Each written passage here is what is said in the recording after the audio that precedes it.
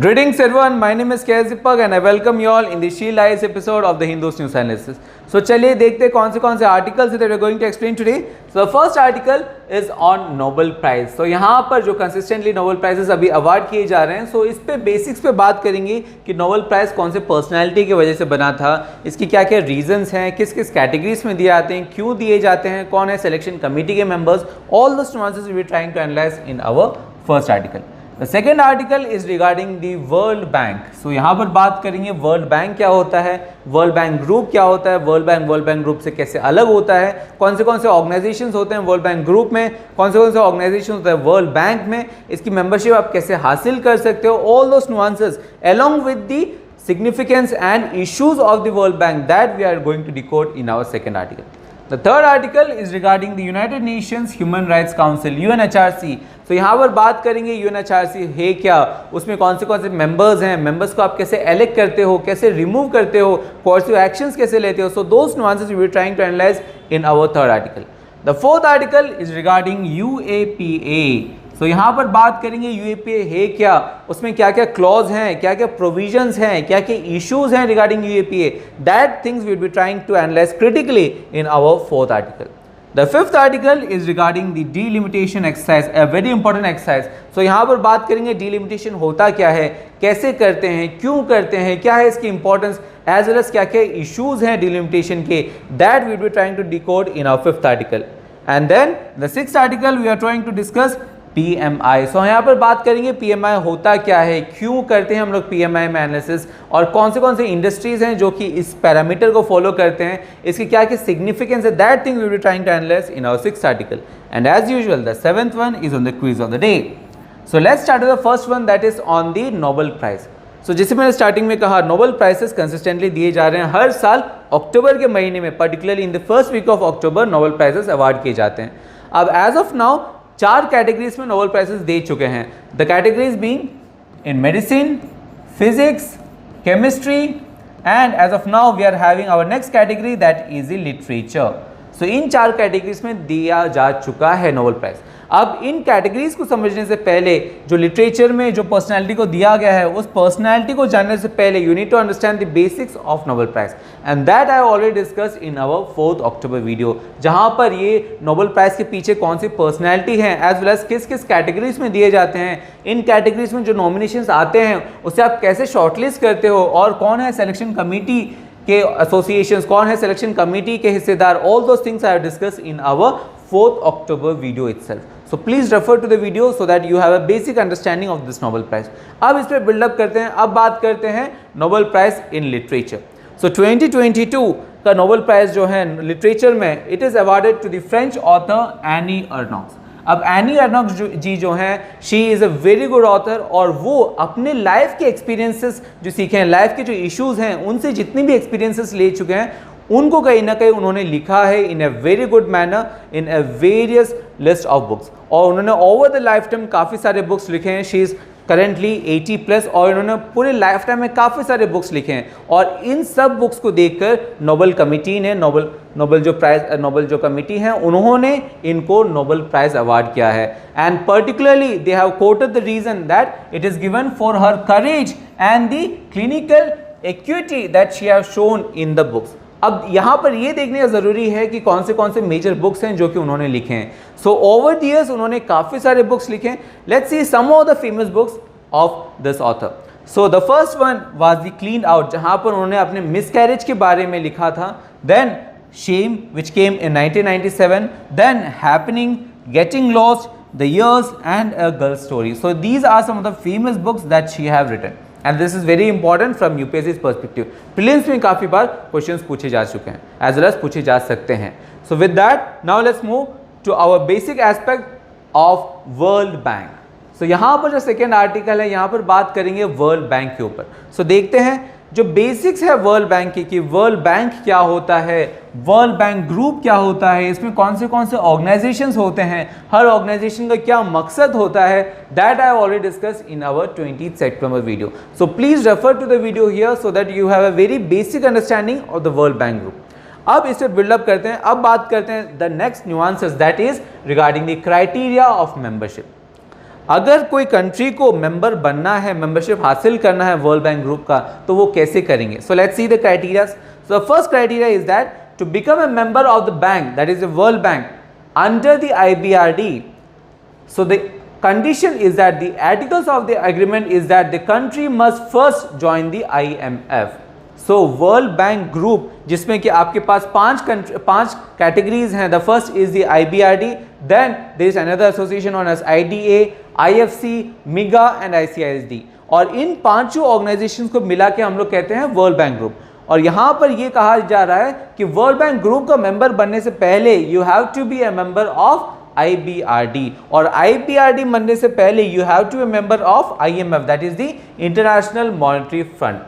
But यहां पर यह भी स्पेसिफाइड है कि अगर कोई कंट्री IBRD के मेंबर बनते हैं, then membership of IDA, IFC या MIGA ये कंपल्सरी नहीं है. This is conditional in nature. ऐसा नहीं है कि आप IBRD के मेंबर बन जाओ तो आप इन ऑर्गेनाइजेशंस के मेंबर ऑटोमेटिकली बन जाओगे. No, it is not the case. अगर आप IBRD के मेंबर बनते हो, then membership in these organisations are conditional in nature. अगर आप उन कंडीशंस, उन मेंबरशिप, हर एक एसोसिएशन के मेंबरशिप के क्राइटेरिया को फुलफिल करते हैं, then you would be a member of these organizations.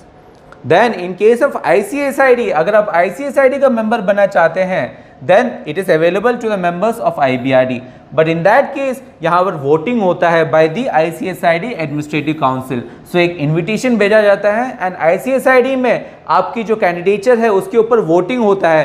And only if your vote is passed, if the aspect is passed by 2/3 of majority, then only your country's membership is aspected is concreted in the ICSID. So that is a basic understanding of the membership in World Bank Group. अब बात करते हैं क्या क्या है major reports जो कि World bank release करता है, and it is very important. Previous में काफी बार पूछे जा चुके हैं. So let's see some of the major reports that the World Bank releases. So the one of the major famous report release by the World Bank is the ease of doing business report. But ease of doing business report जो है काफ़ी सारे controversies होने के कारण, results भी काफ़ी सारे इरेगुलरिटीज होने के कारण उनकी जो पब्लिकेशन है वो रोक दिया गया है. So as of now this report is not published. The second report is the human capital index. Then we are having the world development report. इसके अलावा काफ़ी और स्पेसिफिक रिपोर्ट भी वो पब्लिश करते हैं. For example this is world bank paper on Indian poverty. There is a South Asia economic focus, then ground wealth report. So these are some of the major reports that the World Bank publishes. अब बात करते हैं the issues of World Bank. World Bank में जो criterias हैं, World Bank में जो provisions है, उसमें क्या क्या रिफॉर्म्स लाने की जरूरत है और रिफॉर्म्स के कारण क्या क्या इश्यूज हो रहे हैं. So the first issue with World Bank is with the aspect of SAP. SAP क्या है? SAP is an abbreviation of Structural Adjusted Program. अब सैप प्रोग्राम क्या कहता है? अगर आपको कोई लोन चाहिए वर्ल्ड बैंक से, देन उस लोन के अगेंस्ट आपको क्या करना पड़ेगा? आपको सैप जो है उसे ज्वाइन करना पड़ेगा. तो ये काइंड ऑफ इम्पोजिशन होता है, इम्पोज करते हैं on the developing countries. Developing countries के ऊपर इम्पोज किया जाता है अगर उन्हें लोन चाहिए under the World bank. World bank के अंडर अगर आपको लोन चाहिए, देन आपको सैप जो प्रोग्राम है उसको आपको एक्सेप्ट करना पड़ेगा. और आप सैप का एक्सेप्ट करते हो, देन इट वुड मीन कि आप फ्री मार्केट को प्रमोट करते हो. So what is the issue with free market? Free market का इशू ये है कि जो डिवाइड है between the rich and the poor, ये जो डिवाइड है डेवलपिंग इकोनॉमीज में, वो डिवाइड बढ़ जाता है, and that is the issue with SAP. So that is the one of the criterias on the basis of which world Bank is criticised. The second issue is the issue over chair. जो leadership है, that वहां पर आप क्या देख रहे हो? वहां पर एक मोनोपोली देख रहे हो वेस्ट का. फॉर एग्जाम्पल अगर आप वर्ल्ड बैंक की बात करें तो वहां पर only an American can be its head. अगर आप IMF की बात करें, then only an European can be its head. तो यहां पर क्या कर रहे हो? यहां पर कुछ कंट्रीज जो हैं, वेस्ट की जो कंट्रीज हैं, उनके जो लीडर्स हैं, उनके जो एक्सपर्ट्स हैं, वही सिर्फ लीडरशिप रोल्स को एक्सेप्ट कर सकते हैं, जबकि डेवलपिंग कंट्रीज के जो लीडर्स हैं, डेवलपिंग कंट्रीज के जो एक्सपर्ट्स हैं, वो उस क्राइटेरिया को फुलफिल नहीं कर पाते, वो उस लीडरशिप रोल को एक्सेप्ट नहीं कर पा रहे हैं, उनको वहां पर पार्टिसिपेटरी रोल ही नहीं दिया जा रहा है. So this is showing a monopoly of the west when it comes to the chair of World Bank as well as IMF. The third issue with this World Bank is this failure. क्या चीज का failure? Failure of the World Bank to adapt to the changing world order. अब इसे substantiate करने के लिए we can show the formation of such organisation. For example one of them is the Asia infrastructure investment bank, जो कि establish हुआ था by China. China ने एस्टैब्लिश किया था AIIB. अब AIIB का एस्टेब्लिशमेंट ही is enough to substantiate the point कि जो वर्ल्ड बैंक है वो करंट मल्टीलैटरल जो डिप्लोमेटिक रिलेशंस हैं, जो वर्ल्ड ऑर्डर है उसके साथ अलाइन नहीं है, और इस मिस अलाइनमेंट के कारण काफ़ी सारे नए ऑर्गेनाइजेशंस निकल के आ रहे हैं. One of them is the AIIB. With that now let's move to our next article that is on the United Nations Human Rights Council. अब यहाँ पर जो कंट्रोवर्सी है, जो डिबेट है रिगार्डिंग दी शिंजियांग प्रोविंस में जो उइगुर मुस्लिम्स के ऊपर जो एट्रोसिटीज़ के एलिगेशंस लगाए जाते हैं, please don't go into the allegations और कंट्रोवर्सीज यूपीएससी कभी भी इंटरेस्टेड नहीं होता. Without touching the allegations you have to have a basic understanding of the UNHRC and its relevance, and that I have already covered in our 6 September video, जहाँ पर UNHRC होता क्या है, उसमें कौन से क्राइटेरियाज हैं, उसमें कौन से फ्रीडम्स हैं जो कि वो सेफगार्ड करते हैं, कैसे आप उसकी मेंबरशिप हासिल कर सकते हो, अगर इनके मेंबर्स ने ही कोई ह्यूमन राइट्स को वायलेट किया तो आप कैसे उसे बाहर निकाल सकते हो, कैसे आप सस्पेंड कर सकते हो, अगर किसी तीसरी कंट्री ने किया तो आप कैसे कोर्सिव मेजर्स ले सकते हो. All those aspects I have discussed in our 6 September video itself. So please refer to the video here so that you have a very good understanding of this human rights councils at the United Nations level. With that, now let's move to our next article that is on the UAPA. अब UAPA जो है वो काफ़ी controversial issue है. So again let me warn you, please don't go into the controversy. और UAPA इस controversy के कारण काफ़ी दिन कंसिस्टेंटली न्यूज़पेपर में कवर किए जा चुके हैं, and that is why we have already covered UAPA in our 23 September video, जहाँ पर UAPA क्यों लाया गया था, UAPA से पहले कौन से लॉज थे, UAPA का सिग्निफिकेंस क्या है, एज वेल एज UAPA में जो अनलॉफुल एक्टिविटीज़ है उसका मतलब क्या होता है. UAPA के बेसिस पर आप किसी ऑर्गेनाइजेशन या इंडिविजुअल को टेररिस्ट घोषित करते हो तो उस घोषित करने के पीछे, डेजिग्नेट करने के पीछे क्या क्या क्राइटेरिया है जिसके बेसिस पर आप इवैल्यूएट करते हो, ये चीज़ें I have already discuss in our 23 September. Not only that, I have also discuss कि UAPA का जो अमेंडमेंट हुआ था इन 2019 उसमें कौन से इश्यूज हैं, उसमें जो टेररिज्म की डेफिनेशन है, डेफिनेशन में क्या वेरिएशन है from the global definition of terrorism and terrorist activities and our definition according to UAPA, as well as यहाँ पर जो बेल है, बेल नॉर्म स्ट्रिंजेंट क्यों है, कौन से सेक्शंस है, because of this bail norm जो है वो स्ट्रिंजेंट है, एज वेल एज ये स्टेट ओवररीच कैसे है. All those things I have discussed in our 23 September video. So please refer to the video here so that you have a very good understanding, a critical understanding of this topic. That is very important. With that, now let's move to our next article that is on the delimitation, a very important exercise. So यहाँ पर क्योंकि एक बहुत महत्वपूर्ण exercise है, इसको basic से समझने की कोशिश करते हैं with what is delimitation. So what is delimitation? It is a process. It is a process of fixing the limits or boundaries किसका of a territorial constituencies in a country in a manner to represent changes in the population. Population के changes के accordingly आप territorial constituencies को divide करते हो और इस process को क्या कहते हैं, delimitation करते हैं. अब ये क्या है delimitation, that you understood, but क्यों है delimitation, let's see. So why is this delimitation? So delimitation इसलिए ज़रूरी है क्योंकि यहाँ पर आप क्या करते हो, डिवाइड करने की वजह से what you provide is that you provide equal representation. आप equal representation provide करते हो equal segments of the population को. For example, if you are having a territorial constituency, उस territorial constituency को delimitation के थ्रू इस तरीके से डिवाइड किया जाता है कि हर एक constituency, हर एक participation, हर एक जो आपकी कैटेगरी है वहाँ पर equal number of population रहे, and that is very important. The next significance of this delimitation is that इसमें आप क्या करते हो, आप डिवीजन करते हो ज्योग्राफिकल एरियाज के कारण, ज्योग्राफिकल एरियाज के बेसिस पर उसको अंडरस्टैंड करके आप डिवाइड करते हो, और इसकी वजह से क्या होता है, इसकी वजह से आप कोई एक पॉलिटिकल पार्टी को अनड्यू एडवांटेज ना मिले, इसको ध्यान रखते हो. फॉर एग्जाम्पल, अगर आपका कोई कॉन्स्टिट्यूएंसी है जहाँ पर एक सेक्शन में पॉलिटिकल पार्टी, कोई एक पॉलिटिकल पार्टी के ज़्यादा सपोर्टर्स हैं एंड दूसरे सेक्शन में दूसरे पॉलिटिकल पार्टी के सपोर्टर्स हैं, तो अगर आप चाहे तो you can make a delimitation जहां पर आप सिर्फ और सिर्फ एक पॉलिटिकल पार्टी को प्रेफरेंस दे सकते हो, और ये ना हो, ये अनड्यू एडवांटेज ना मिले, इसके लिए डिलिमिटेशन इज वेरी इंपॉर्टेंट. और इसके साथ साथ delimitation also works for the principle of one vote one value. With that अब देखते हैं कैसे किया जाता है डिलिमिटेशन, क्या है डिलिमिटेशन, क्यों किया जाता है, we understood, but now let's see कि कैसे किया जाता है. सो यहाँ पर डिलिमिटेशन में हर सेंसस के बाद, आफ्टर एवरी सेंसस, जो पार्लियामेंट है it enacts a delimitation act, delimitation act pass किया जाता है, and that is as per the article 82. Then उसके बाद आर्टिकल 170 के हिसाब से the states also get classified into the territorial constituencies. Territorial constituencies में डिवाइड किया जाता है, उसे क्लासिफाई किया जाता है स्टेट्स को। Once this classification is done, जो कि सेंसस के बाद होता है, देन हम लोग क्या क्रिएट करते हैं, हम लोग डीलिमिटेशन कमीशन क्रिएट करते हैं। And delimitation commission is the commission responsible for exercising delimitation. अब देखते हैं डीलिमिटेशन कमीशन के क्या क्या एस्पेक्ट्स हैं। So what is this delimitation commission? So it is a commission which exercises the aspect of delimitation and it is a high level body set up under the act of parliament.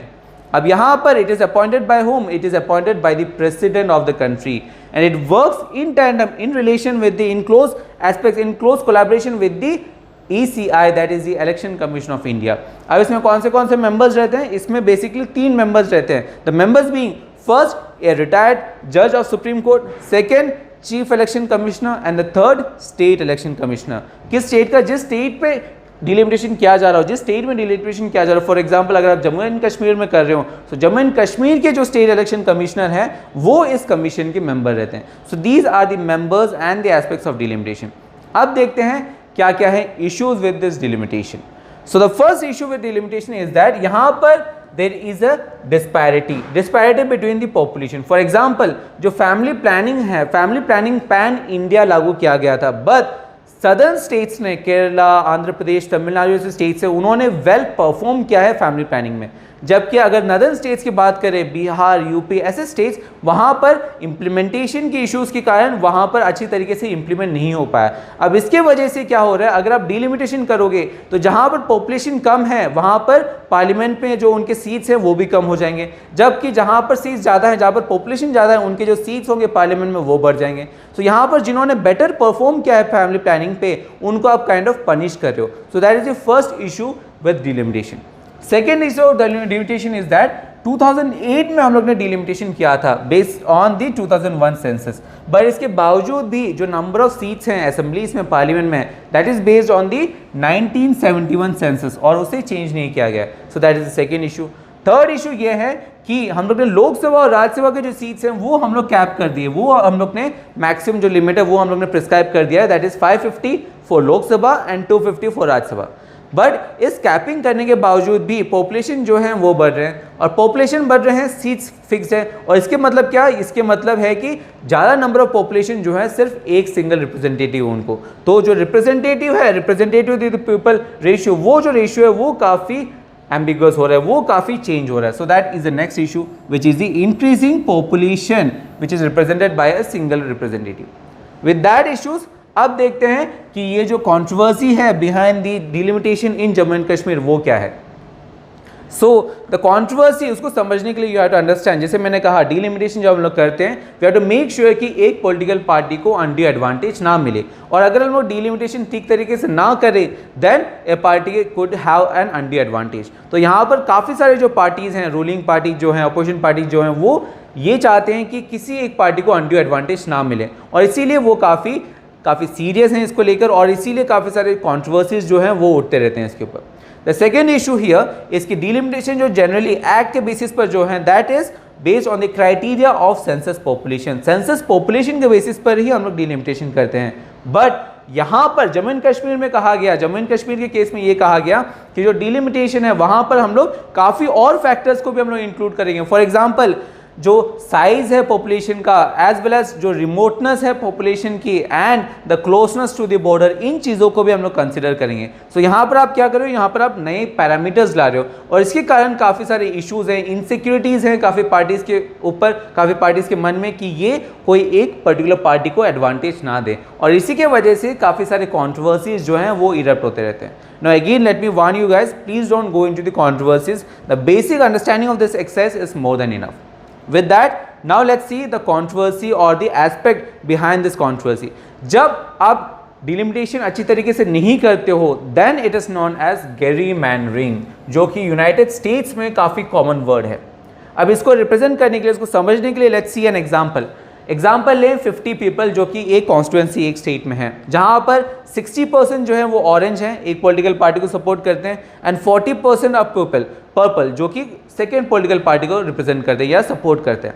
अब in that case अगर आप चाहे तो आप delimitation के basis पर आप boundaries इस तरीके से डिवाइड कर सकते हो कि कोई एक पॉलिटिकल पार्टी को अनड्यू एडवांटेज मिले। फॉर एग्जांपल अगर आप डिवीजन इस तरीके से करो देन अनड्यू एडवांटेज जो है वो पर्पल को मिलेगा, इवन दो पर्पल के जो पीपल हैं, पर्पल के जो सपोर्टर्स हैं वो काफ़ी कम है when you consider in the whole aspect. और अगर आपको फेयर तरीके से करना है so you have to make sure कि हर एक पार्टी के पास आपके सपोर्ट के हिसाब से अनड्यू एडवांटेज ना मिले, वो काफ़ी फेयर हो, फ्री एंड फेयर हो, and that is the issue. और जब डिलिमिटेशन ठीक तरीके से नहीं किया जाता है then it is known as gerrymandering।